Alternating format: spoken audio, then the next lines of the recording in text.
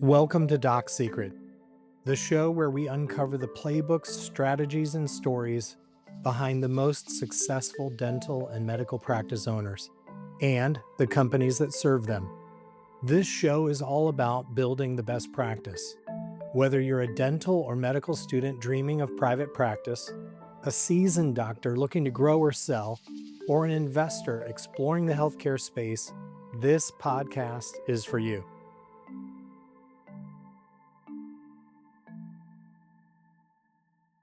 I'm your host, Kevin Carl, and in today's episode, we're diving into the world of residential treatment for adults with substance use disorder, foster care, and residential treatment for children on the autism spectrum. Let's get started. Welcome to Doc Secret. Joining me today is Joy Delisle. Joy was appointed CEO of Buckhorn Children and Family Services on April 21st, 2025, and is already making an impact as she has led the rebranding of BCFS to its new identity, Buckhorn Therapeutic Care.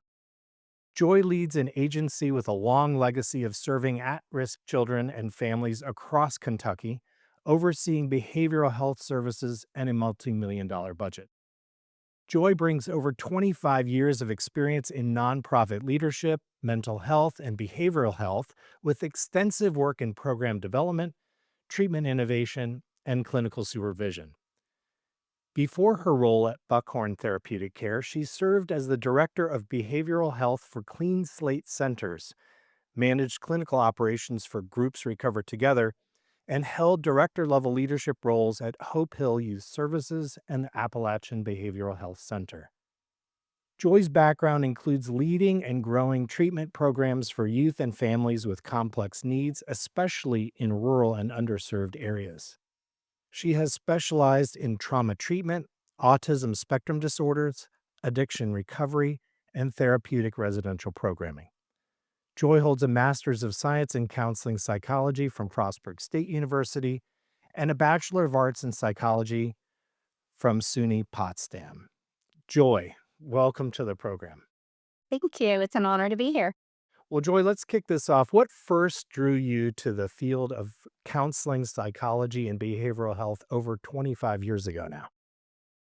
Yeah, it actually started when I was a child in elementary school, kind of fifth, sixth grade, I guess.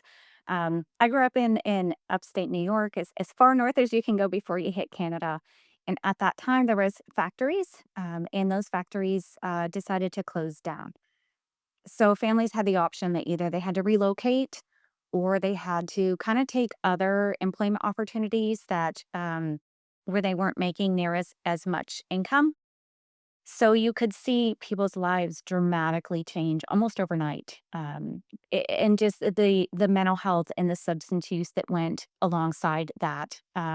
So just watching, my friends struggle as their parents struggled, and all those changes, kind of helped me feel like at a young age, I want to help people become the best version of themselves possible. This is what I want to do. This is my mission. So that's actually what drew me to the field so long ago, was just watching people struggle and feeling like I want to help. Well, you've done very well in that regard, and you're now a noted leader in this field. You've led programs from addiction recovery to autism treatment to youth services. How has that breadth shaped your leadership philosophy? I think that it's helped me to be the leader that says, I demand excellence, I guess. Because everyone, no matter if it's, a person on the autism spectrum or a person with substance use disorder, any mental health areas in between, they all deserve the best treatment possible. So I'm not a leader who says, oh, well, we only have to do this. So, like, that's all we need to do. No, absolutely not. That's not who I am. And that's not how I run any programs that I oversee. It's excellence. Everyone deserves the best treatment possible. I don't care what insurance they have. I don't care what their income is, their background is. They all deserve it. And so that has helped me to become the leader that I am. Well, we just talked about you're getting started and now the leader that you are. Let's talk about the in between. Was there a defining moment or case early in your career that shaped how you lead and serve today? There was. For a time, I was working in Pennsylvania and was working, with children on the autism spectrum. And there was one specific little girl who had both Down syndrome and she was on the autism spectrum. And so her communication skills were very, very limited. But I will never forget the day that I helped her to sign. We were starting sign language with her. So I helped her to sign I love you to her mother. Oh, wow. So I got to witness when she actually said or communicated to her mother, I love you for the first time. And her mother just dropped on her knees and went into tears. And that is what drives me to continue to do what I do. Wow, what a story. And I imagine that now over the span of your career, there are many such very personable and very personal anecdotes from your experience. Let's continue maybe that on that personal note. Yeah. So you're from upstate New York, but I understand the love of horses brought you to Kentucky several years ago. So, and I also understand you have daughters who are engaged in barrel racing. So tell us a little bit about that. Barrel racing is considered by many to be a challenging, if not dangerous sport. How did you make this transition to Kentucky? So I grew up with horses my whole life, but I did not barrel race, that's for sure. So when we were in Maryland, we started to attend some rodeos, and my daughters at a very young age said, "Oh, we want to run fast. We want to do the barrel racing thing. That's what we want to do." And I was like, "Oh, okay." So we moved to Kentucky. I thought, well, it's the horse capital of the world, right? So we'll move to Kentucky. It is very, very dangerous. I have always been one to make my children wear helmets when they run, whether they like it or not, they're wearing helmets. My oldest daughter actually did suffer almost 3 years ago. She had a terrible accident at the end of her run where she went headfirst into a metal gate, Oh, um, ended up having a traumatic brain injury. As a mhm. result of it, she was on home hospital school for the year, had to kind of relearn a lot of skills. However, she's resilient. It's something that I've really instill in my kids. We have to be determined and resilient. And so she actually graduated from her high school as valedictorian this past May. Wow, Yeah, congratulations.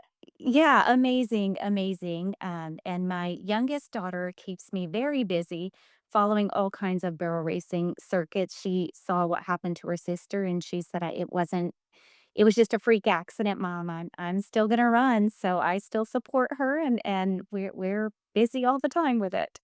Wow, wow. Well, that's a great story of resilience. What made you say yes, having come to Kentucky, right? What made you say yes to leading Buckhorn Children and Family Services here in 2025? And what was your first priority stepping into the role?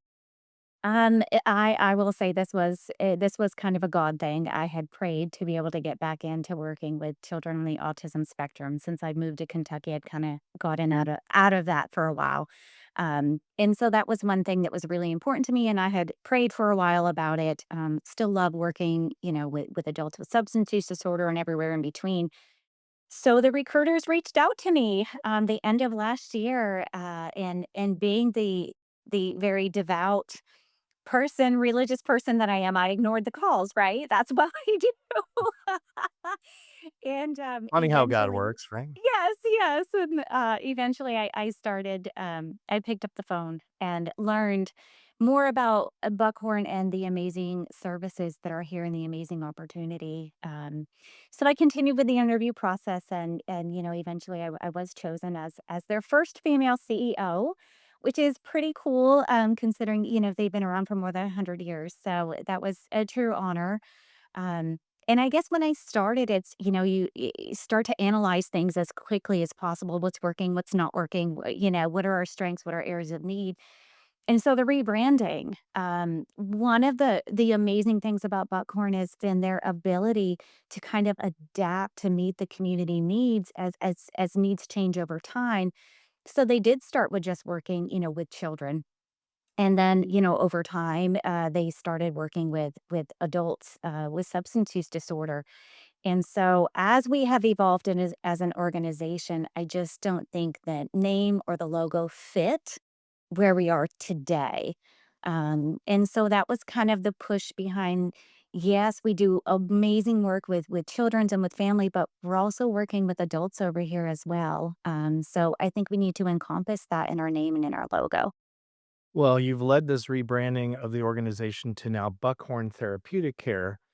And I know that's a challenge, right? Taking any organization through a rebranding effort is significant. I know it requires some upfront political capital, right? In engaging the board and getting folks on board with that change. Tell us about this rebranding effort and its importance to your mission. As I move forward, as I'm, looking at kind of rebuilding, making sure that we have a solid foundation across all five of the programs.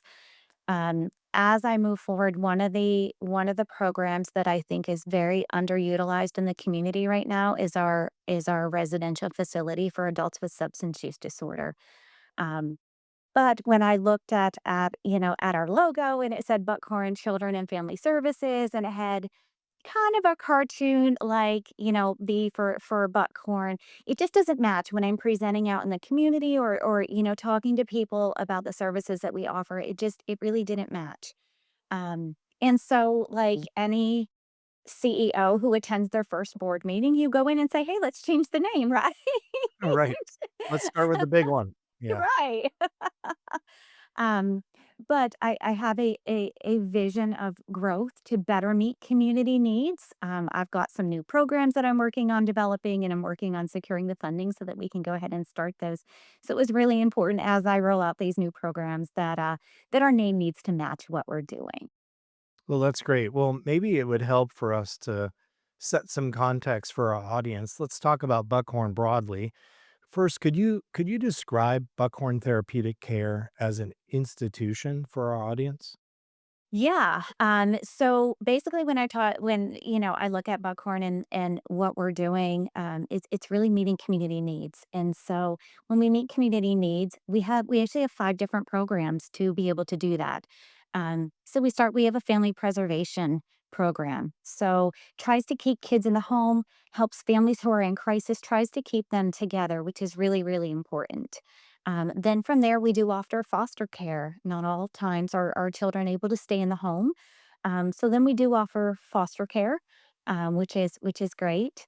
And then we also have our residential treatment for children who are on the autism spectrum or who have a developmental disorder and intellectual disorder.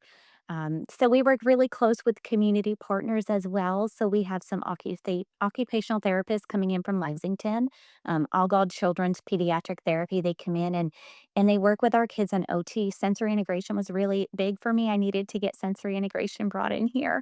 So I did. So they're coming in and working with our kids. We have the Wolfe County school system.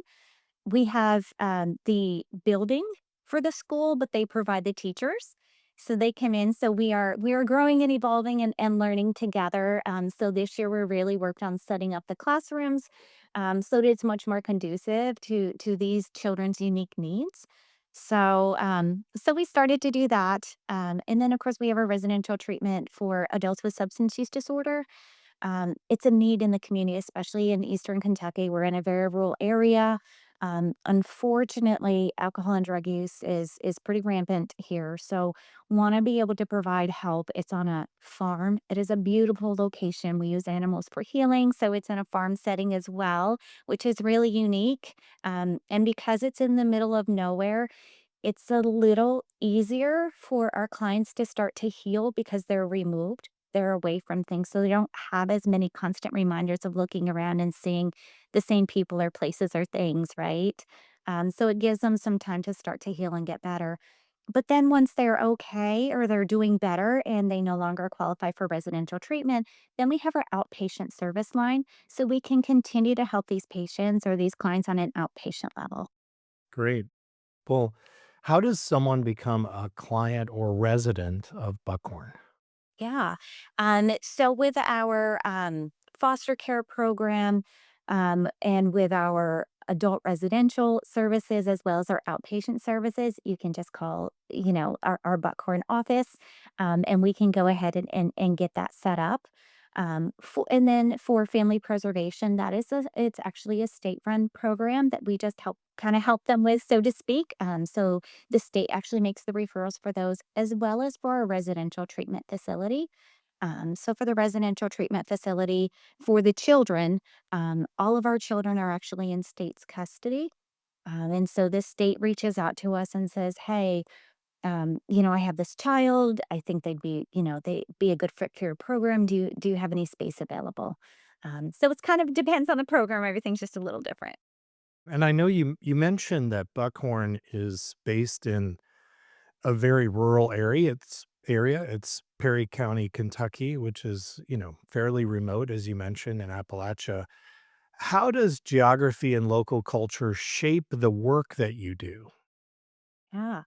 I think very greatly. I think that is one thing that, I talk about how Buckhorn has evolved to better meet community needs because the community needs do change. It's unfortunately not a prosperous community. I mean, Buckhorn itself is about 40 minutes away from the closest like grocery store. So it's definitely rural and it has its own culture. And so I have to admit I'm still learning that culture so that I can better understand, things. I'm in a learning curve. But even our staff, they're so dedicated and they're wonderful, but they have their own culture that I am still learning. But that's the culture of the clients who are coming in. And so I think that we just try to stay real and treat people as they come in for who they are. And about how many staff do you have in your organization today? So right now we have around 100. Wow. Okay. And they're obviously part of the community, and are working there. It's Buckhorn Therapeutic Care. I know blends mental, physical, spiritual healing, which you've mentioned. How does that integrated model impact long-term outcomes for children and families, and those who have struggled with substance abuse as well? So I think looking at each person, each child, each family as unique and really assessing everything that we can do to help, like I said, across all levels. If it's, behavioral health needs or mental health needs, if it's substance use, if it's parenting skills, if it's some medical needs, we need to get them connected. Maybe they have some vocational needs and we need to help them get integrated with the community for employment opportunities. I think it comes down to what people's basic needs are, and we have to make sure that their basic needs are met first.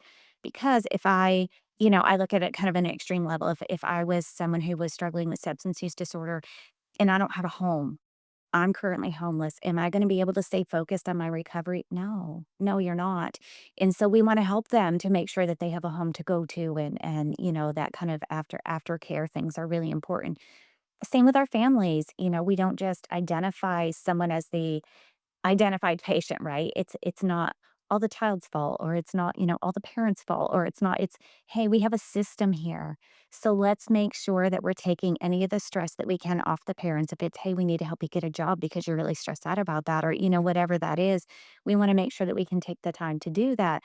And then to teach better communication skills, parenting skills, asking about other activities. Our self care is really important for our clients as well. Like, what are you doing to take care of yourself? And then what are your hobbies? What are your interests? What are because looking at all those things helps to figure out who this person is and who they want to be.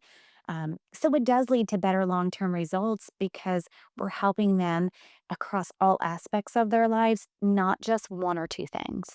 And I know that it is an important aspect of Buckhorn's legacy that faith is at the center of and has been at the center of the organization. You yourself are a person of faith. How does your faith support you in your mission and that of Buckhorn Therapeutic Care today?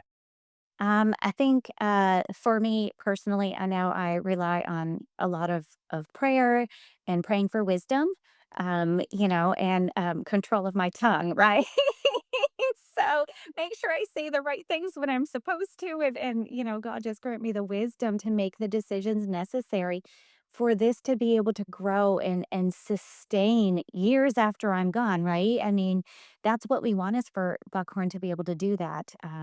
So we do lead with prayer. Our meetings are usually with prayer and those kinds of things. No, we don't ever impose anything. No one has to be a part of it, or no one has to, say yes, this is what I want to do. But we did just have three, I think it was three women in our adult residential program who wanted to be baptized. And so we were able to make that happen for them, which is so amazing and just so rewarding. So it is that would they have the opportunity to do Bible study if they want to participate in it. Again, just looking at the person holistically and just knowing that God can fill those holes. God can help with those gaps. But if someone's not ready for that, that's okay too. We're still going to meet them where they are and help them. Well, that's fantastic. What a story and testament to the organization, that it provides that opportunity and holistic, warm, supportive environment. Could you walk us through one or two programs that you feel are, let's say, most transformative, whether that's residential treatment for adults with substance use disorder or maybe the residential program for children with autism spectrum disorder? Yeah, perfect. I love those 2 programs. So the adult residential treatment for substance use disorder. So this is a residential treatment facility. So my goal is to help those people who are most in need to be able to stay with us for as close to 90 days as I can get the insurance companies to approve it, right? Um, and so what's different is for one, we're looking at things holistically. We have case managers that are going to help them with, hey, after this, we need to start getting you some employment options. We need to look at your housing. We need to so again, making sure that outside of us, those basic needs are met so they can continue to focus on their recovery. Then we have a bunch of curriculums that we use that are all evidence-based curriculum. So everything that we are doing is proven to be effective treatment, which is fantastic. And then of course we have our therapeutic farm. So using animals for healing, which we were blessed that we just got a really nice grant to be able to kind of add some upgrades and then eventually we'll be able to add more horses so that we can kind of pull in that equine therapy component of it, which I think is really important. We are also, really big on outings and getting people outside and helping them to become active. So we're in the middle of the woods, which is great. But we do have, there's kind of a river that goes behind our property, and so we take them out on kayaks and fishing and those kinds of activities that I think are wonderful. I think inside we all need to feel good, we all need to feel valued, and we all need to figure out who we are again. And so I think that we really have that perfect opportunity for the residents to really start to heal as they're figuring out who they are and as they're working on their recovery. Um, so I think that it definitely sets us apart than others. It's a beautiful, very serene place. And I do think healing does happen in nature too. So it does have that capability. Wow, what a fantastic environment. Sounds like someplace I'd actually love to go on a vacation. Um, Absolutely. well, I know many on a serious note, many Buckhorn Therapeutic Care clients have experienced severe trauma. And I can only imagine what some of those stories might be. Mhm. How do your teams approach treatment differently in these really high need complex cases? Yeah. So all of our staff, no matter what level, they're all trained in trauma informed care. And so which is just kind of we want to be sensitive. You really want to be sensitive, and the other part about trauma is you don't know what's going to trigger someone, and sometimes the people don't even know what's going to trigger them. It can be a smell. They may smell, a certain perfume or a certain cologne or something like that, and that may set them into a flashback. Those sensory experiences are so powerful. So our staff are all trained in that as well, and we do offer some trauma curriculums to really help our residents to be able to move through those things, to help all of our clients to be able to start to work through trauma when they're ready. Which, trauma, mental health, substance use disorder, so much of it does go hand in hand. And so, especially when we're working with the adults with substance use disorder, it's so important to kind of get to the root of that. What happened? What could have kind of triggered? I don't think anyone wakes up in the morning and says, "Oh, I think I'm just gonna start using today." No, not at all. There's something happen. So it's figuring out what that is and helping them to be able to work through that using specific trauma-informed care approaches and trauma treatment strategies. Well, I know rural areas often struggle, with access. I mean, it's just as something as simple as access to care. How is Buckhorn Therapeutic Care innovating, whether that's clinically, operationally, through partnerships, right, to close that gap and serve that community? Yeah. So for a lot of it, like when we're talking about our adults that have their residential treatment, we'll provide transportation. So if someone is ready to come, we'll go pick them up, which is amazing. But if someone is ready, I don't want to delay. They're ready, right? Because if they walk out the door of wherever they are, they may not be ready and they may make a very different decision in their life at that point in time. So it's really important that we go out, we transport these clients, we will go out, we'll pick them up, we will bring them to us, we'll transport them to any appointments that they need, anything like that. So that really does help. Our foster care program is pretty similar in that our case managers and our therapists actually go into the home. That way it's not, the foster families don't have to worry about, well, I've got to get my child to this appointment this week and this appointment this week. Or, we're going to try to make it as easy as possible because we know that in these areas it is difficult. So we try to help overcome those barriers in any way that we can.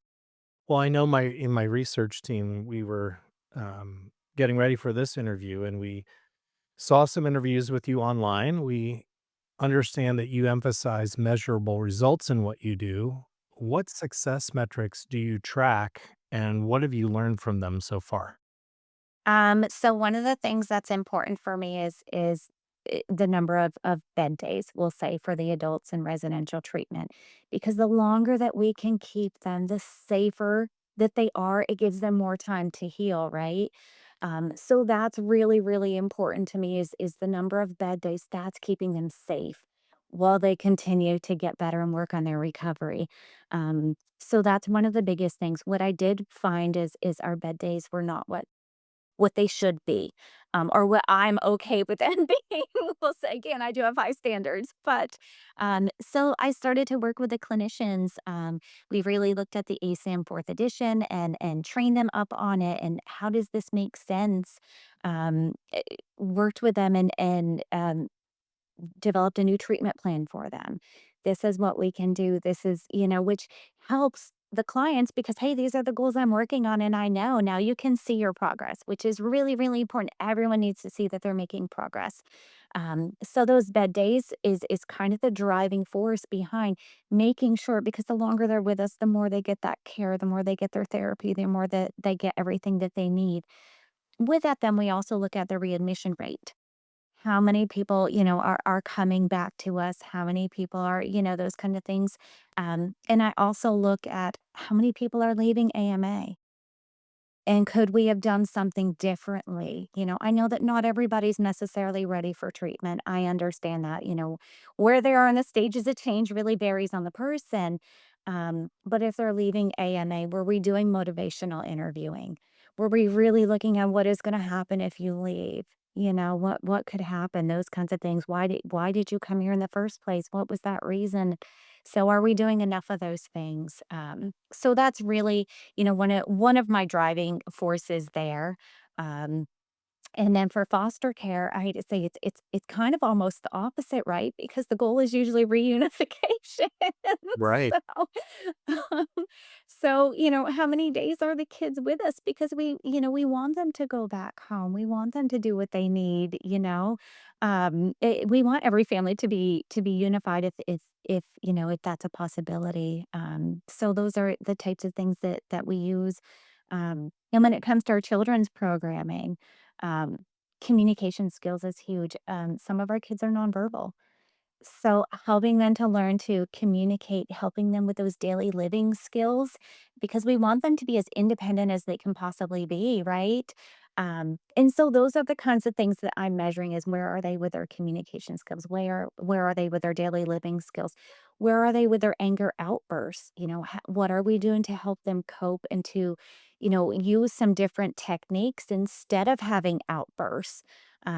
So all of those things are really just ways for me to help make sure that we're giving everyone the care that they deserve so that they can become the best version of themselves.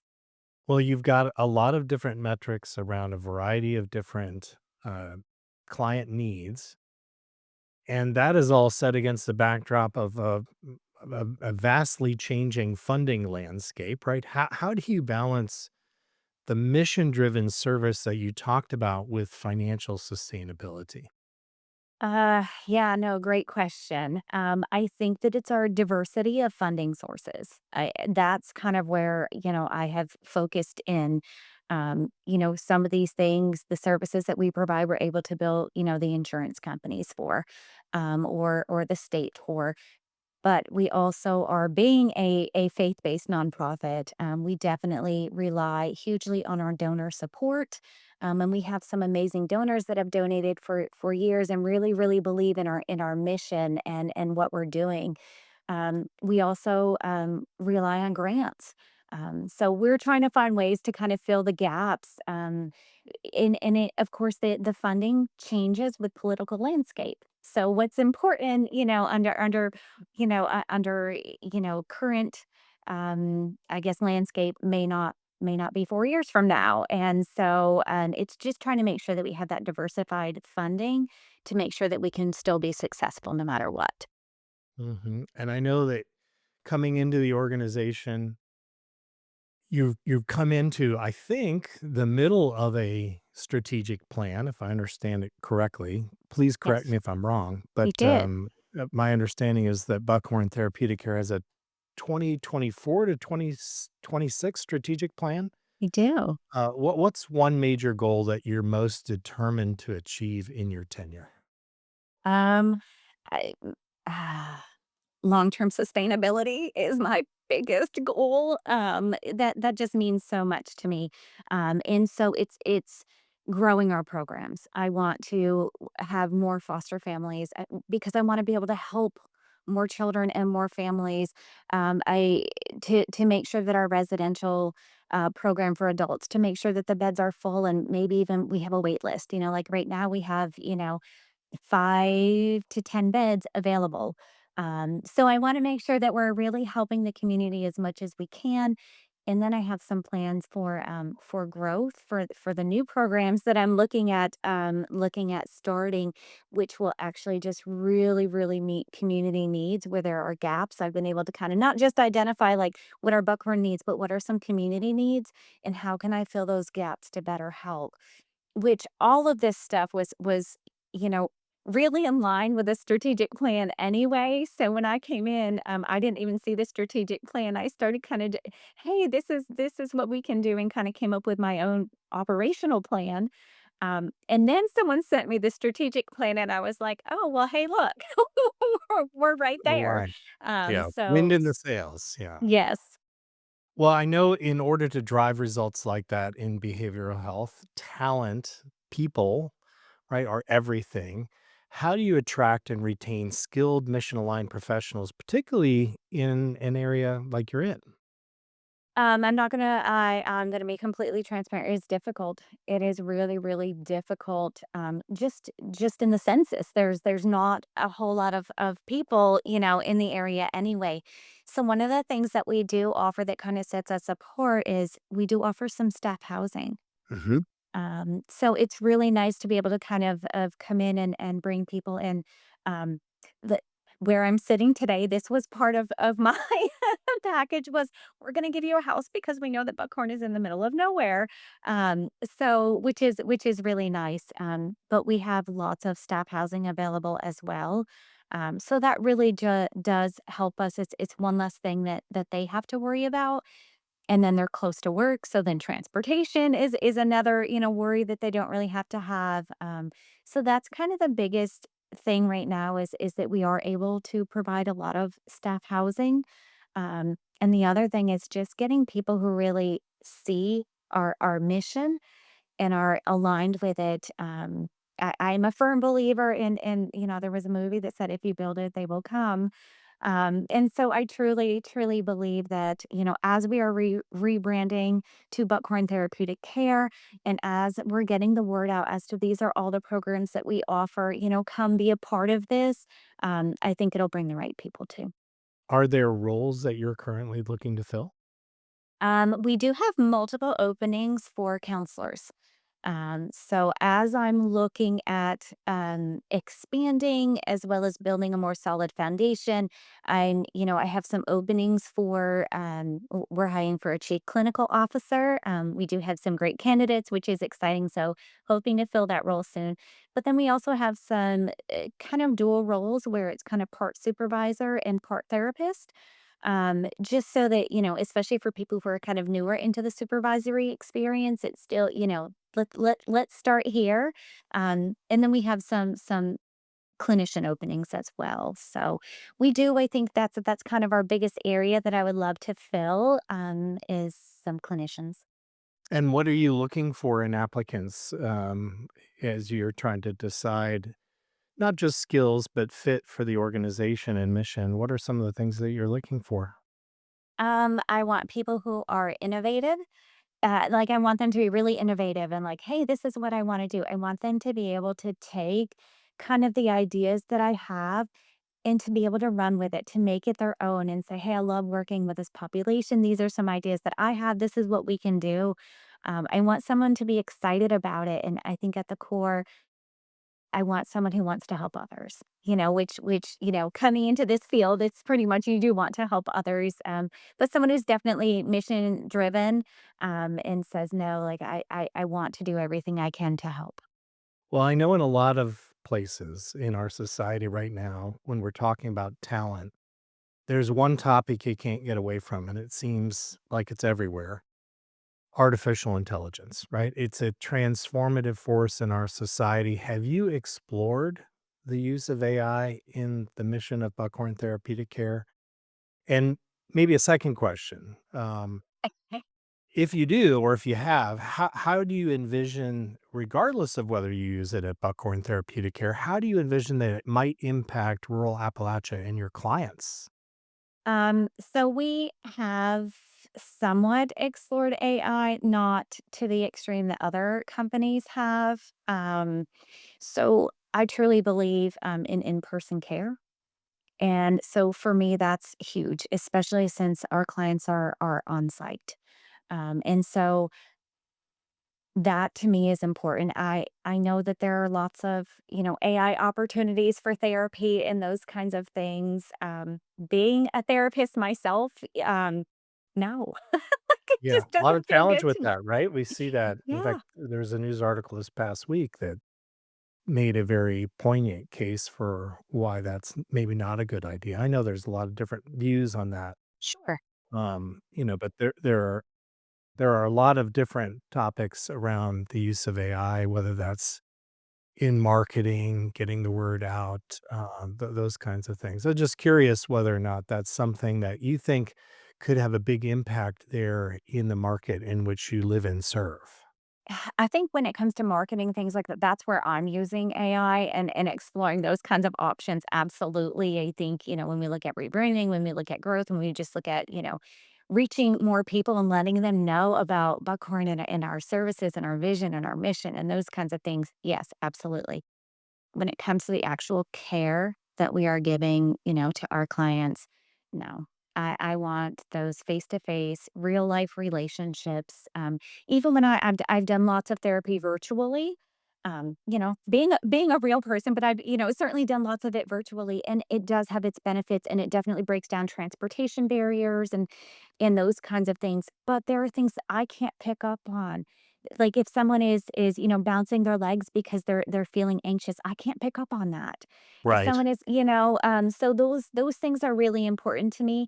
Now, as we continue to grow and look at, different service lines to better meet the community, I'm not gonna say that virtual sessions aren't gonna happen because I do think that there is a place for them where it's really, really, really important, especially when it comes to those transportation issues. I don't want someone to not be seen because transportation is a barrier. So I do think there is a place for it. Um, and I do think that there is a place for human connection too. Oh, yeah. Well, let's maybe talk about amplifying your message. Earlier in our conversation, you talked about partners. Who are the key partners, local, state, national, what have you, that help make Buckhorn Therapeutic Care's mission possible? Wonderful. One of our key partners, let's see, is our donors. Like, I don't want to not talk about them because they're so, so important to us. So anyone who goes, our website is great, and we just had it revamped, which is fantastic. Although we'll still have to change the name now, but we do just have the website redone. And there's a really easy place to go and click the donate now button. So I don't want to say, our donors really are huge in supporting our mission. Then we work with our state partners, so, all of our auditors. So, of course, there's, like, OIG and there's, Department of, well, there's the state. So they come in and then OIG comes in, and then for the adults, there's AODE that we also, work really, really well with. So there's all these other entities, that come in and that we work well with. And they kind of help drive our services too, making sure that we're providing a high standard of care, which is really important anyway. And then we have the community partners, like I said, like the Wolf County School System, or we have All God's Children Pediatric Therapy that comes in and does OT for us. Um, and then we have an amazing grant writer who's been able to tap into all kinds of grants all over, that are just being offered all over. He is fantastic. So those things have really opened us up, as well. Um, and I'm just looking to partner more. I've already contacted some agencies about employment and how we can better pair for for our current residents, once they leave. So I have some agencies that we're working with there as well. So yeah, it's very diversified. That's for sure. But first and foremost are our donors, and then are all of the state accrediting bodies, all the other governing bodies that we work really, really closely with. In that context, diversity is a real strength. If somebody were to hear this and were to be so moved as to want to make a donation, where do they go? What what's the domain that they should reach out to? Especially given your rebranding, is that going to change? Could you comment on that? So our website is buckhorn.org, which is really nice. So no matter what the rebranding is, it is not going to change. So yeah, buckhorn.org. You can learn about our background and our founder, how we were first founded by Reverend Harvey Murdoch, and how he came from Brooklyn because he wanted to help the people of Appalachia and said there was such a need. And so he, started this. And so the whole story is there, and it talks about our programs. And, there's the Donate Now feature. It also talks about volunteering if someone wants to come and volunteer and work with some of our clients. We would love that. Well, that's great. If you could wave a magic wand, what's the largest challenge you currently face at Buckhorn Therapeutic Care that you hope could be solved? I think, just the sense of financial stability. I think as political landscape changes, it's scary, not just for Buckhorn, but I think for so many organizations out there, it's scary. Times of change are always scary, right? And I try to tell, the staff that I work at as being a new leader, like, no, no, change means new opportunity. We've got this, right? But then at the same time, when there's change, at a political level and what becomes important and what's not important, it's scary. It's scary. So if I could wave that magic wand, it would be to make sure that there was enough funding that no matter what, people could get the help that they need and that they want. Well, that's great. If we were gonna have this conversation, let's say in 2030, what would you hope Buckhorn Therapeutic Care has accomplished between now and then? Growth. Growth would be the one thing. There are so many, we do everything we can to help, but there are so many people out there that still need someone. And so that would be my biggest thing. Like, I hope that there is so much growth by 2030 that we have new programs open, like I'm proposing, and that our beds are filled and that we are maybe even adding new places. Like, hey, we need to add more places. Um, all that stuff. So that would be my definite long-term sustainability, which comes from growth. Well, that's great. And I know that you have had a fantastic career thus far, and now you're a CEO leading an organization through a change wave and agenda to achieve the growth that you talked about. If we could turn our attention maybe for a moment to the next generation of leaders in the behavioral health space, what advice would you have for them? Um, I think early on in your career, I my recommendation would be to diversify yourself. So I recommend trying out different places to work and different populations to work with. And I say this because I started actually working at a residential facility, for adults with substance use disorder. And then I switched up and I went and worked with at-risk children, and then I worked with, I was a case manager for adults that had developmental disabilities, and then eventually switched to autism and specialized in trauma in there. So I think it makes you a better all-around counselor, and once you have that experience, then pass it on. It's really nice to be able to help those people who are your clients, right? So you may be able to help 40 or 50 clients, sometimes 60 or 70. We all know how the mental health field goes, right? Um, However, but then look at the amount of people that as you really grow into yourself as a clinician and then you grow into a leader, you get to pass on all your experience to other people, and then you're inadvertently helping their clients too. And so, continue to build on yourself, and then turn that into a leader and use those leadership skills to help those who are newer, who are under you, because they're going to look up to you. They're going to need advice. They're going to need support. So, really being great mentors, and the best mentors make the best supervisors who make the best leaders. Well, that's great advice. And I know, given the diversity of your background and the diversity of mission of Buckhorn Therapeutic Care, you have you are that fit for that mission. I mean, it's great to hear how you've been able to translate your broad experience into a very needing organization for that breadth of capability. So, hats off to them for selecting you. Uh, Joy, we end each of our episodes with a lightning round. These are quick questions designed for quick answers. Are Sure. you ready for that? I think so. All right. Well, let's jump in. What is one leadership habit that has served you for decades? Self care. Self care. That is most important. You have to take care of yourself so you can take care of others. If you could instantly fix one challenge broadly in behavioral health, what would it be? Um, to help people feel more comfortable with getting to the root of what's going on within them. Hmm. What is one surprising thing about living and working in rural Kentucky? How far it takes to go and get a gallon of milk. Got it. Yeah. Having lived in Louisville, it's a little different for where I was. What is a lesson you've learned from the children and families that you serve? Um, that being genuine and authentic really is what they need. What is one book that you believe every leader in healthcare should read? Atomic habits. Atomic Nice. habits. If you weren't in behavioral health, what alternate career might you have pursued? This is a tricky one, because this is what I have always wanted to do.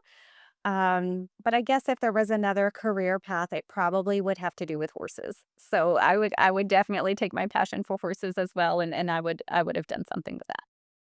Well, that's great. Well, Joy Delisle, it has been an honor and a pleasure to have you join us here on Doc Secret. Thank you so much for sharing your journey and your mission with us. Yeah, thank you. Thank you so much for the invite, Kevin. It has been an absolute pleasure, and thank you again, just for taking the time to meet with me and to learn more. Well, thank you so much.